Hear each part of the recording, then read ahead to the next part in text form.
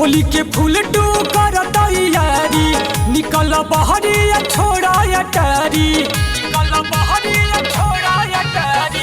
होली के फूल टू कर तैयारी निकल बहरी छोड़ा अटारी देखा है प्रेम पुजारी के होली में अपन चूली चढ़ा के पूजा तू कल पिचुकारी के होली में अपन चूली चढ़ा के पूजा तू कल पिचुकारी के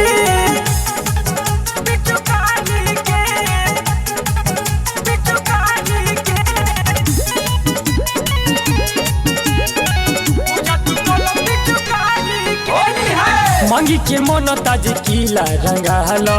गाँव के छोड़ा पूरा जिला रंगाला मांगी के मन ताज किला रंगाला गाँव के छोड़ा पूरा जिला रंगाला ऊपर से नीचे ले होई सारा बोर तोर गोर बदन हकुआरी के होली में अपन चूली चढ़ा के पूजा तू कल पिचुकारी के होली में अपन चूली चढ़ा के पूजा तू कल पिचुकारी के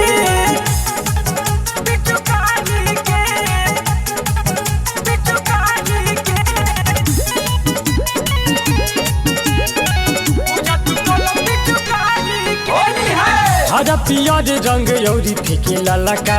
बहुते जनाई गोरी जाई जब हलका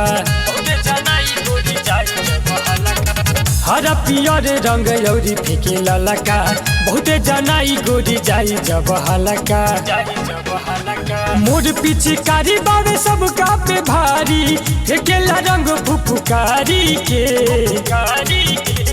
होली में अपन चूली चढ़ा के पूजा तू कल पिचुकारी के होली में अपन चूली चढ़ा के पूजा तू कल पिचुकारी के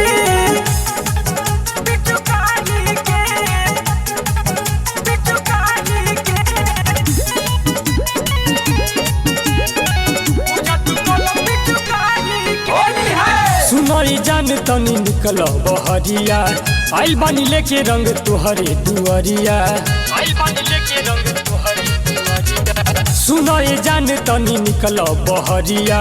आइल बानी लेके रंग तुहरे दुआरिया सोनू सुमन प्रदीप संगे खेली है होली संस्कारी से होली में अपन चूली चढ़ा के पूजा तू कल पिचुकारी के होली में अपन चूली चढ़ा